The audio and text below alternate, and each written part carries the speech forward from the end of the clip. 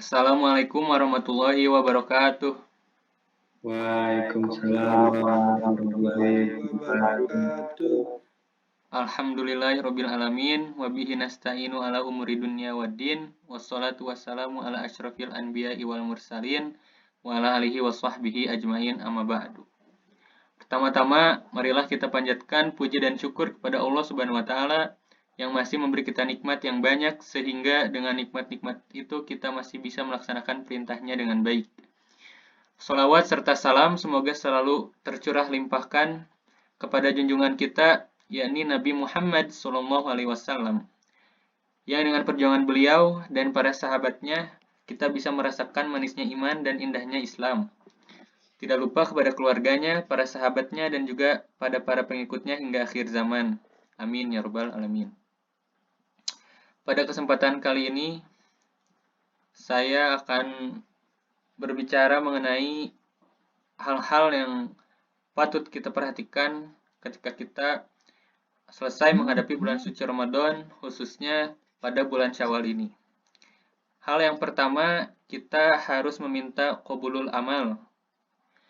Mari kita bersama-sama meminta dengan sungguh-sungguh kepada Allah Azza wa Jalla supaya Allah menerima amal ibadah yang sudah kita lakukan. Terutama pada bulan yang sebelumnya, yaitu bulan suci Ramadan. Meminta qabulul amal karena amalan yang diterima itulah yang akan bermanfaat bagi kita di akhirat. Banyaknya amal yang kita lakukan selama di bulan Ramadan, kalau tidak diterima oleh Allah Subhanahu wa taala, maka tidak bermanfaat bagi diri kita. Nabi SAW di antara zikir pagi yang beliau ajarkan kepada kita setelah sholat subuh mengatakan, "Ya Allah, aku meminta kepadamu ilmu yang bermanfaat, rezeki yang baik, dan amalan yang diterima." Dari Musnad Imam Ahmad dan Sunan Ibnu Majah nomor 925. Kemudian Nabi Ibrahim alaihissalam dan Nabi Ismail berdoa kepada Allah yang artinya, "Wahai Rob kami, terimalah dari kami, sesungguhnya Engkau adalah Zat yang Maha mendengar lagi Maha mengetahui." Quran Surah Al-Baqarah ayat 127.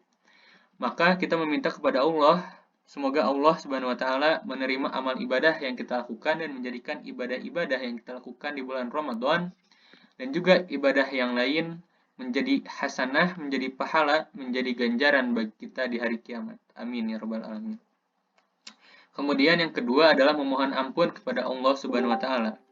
Saya mengajak kepada diri sendiri dan juga kepada saudara dimanapun kalian berada, khususnya yang berada pada Meet kali ini, untuk meminta ampun kepada Allah Subhanahu wa taala dan beristighfar atas segala kekurangan yang ada.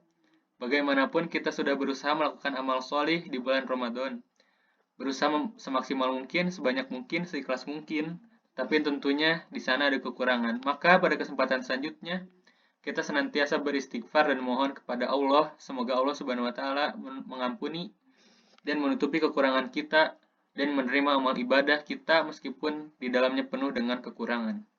Yang ketiga, kita harus bersyukur kepada Allah agar kita mendapat ridho darinya. Saya mengajak kepada diri sendiri dan juga kepada para hadirin sekalian untuk bersyukur kepada Allah Subhanahu wa taala atas disempurnakannya ibadah kita. Dengan doa alhamdulillahilladzi bi ni'mati tatimmus sholihah. Dan Allah Subhanahu wa taala mengatakan di dalam Al-Qur'an yang artinya, dan supaya kalian menyempurnakan jumlah bilangan berpuasa di bulan Ramadan, dan supaya kalian mengagungkan Allah, bertakbir, dan supaya kalian bersyukur kepada Allah Subhanahu wa taala. Quran Surah Al-Baqarah ayat 185. Maka kalau bukan karena Allah, niscaya kita tidak bisa menjalankan ibadah di bulan Ramadan sebagaimana mestinya. Maka kita patut bersyukur kepada Allah Subhanahu wa taala atas nikmat yang telah disempurnakan dengan berbagai ibadah yang mulia di bulan Ramadan seperti berpuasa yang wajib, kemudian sholat tarawih, membaca Al-Quran, dan lain sebagainya. Yang keempat, kita harus menjaga keistiqomahan dalam ketaatan kita. Istiqomah atau menjaga ketaatan setelah bulan Ramadan ini, jangan sampai seseorang hanya mendekatkan diri kepada Allah di bulan Ramadan saja.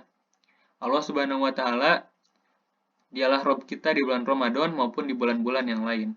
Maka di bulan Syawal ini dan juga di bulan-bulan seterusnya, senantiasa kita menjaga amal ibadah dan ketaatan yang sudah kita lakukan.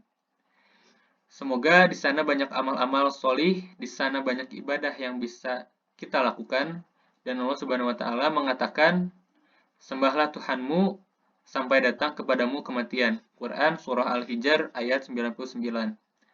Jadi beribadah kepada Allah tidak dibatasi dengan bulan tertentu, ataupun dengan waktu tertentu, ataupun dengan tempat tertentu, tetapi dibatasi hanya dengan kematian.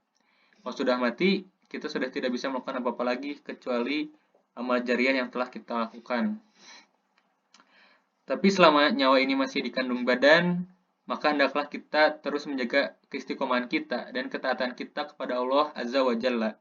Menjaga sholat, menjaga puasa, bersilaturahmi, memiliki wirid berupa Al-Quran yang dibaca setiap hari, bersedekah, bukan hanya di bulan Ramadan, tapi di bulan-bulan yang lain. Kita juga dituntut untuk istiqomah menjaga ketaatan kita kepada Allah Azza wa Jalla.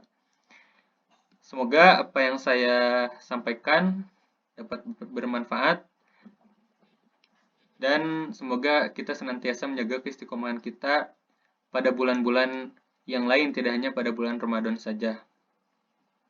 Wabillahi taufiq wal hidayah. Wassalamualaikum warahmatullahi wabarakatuh.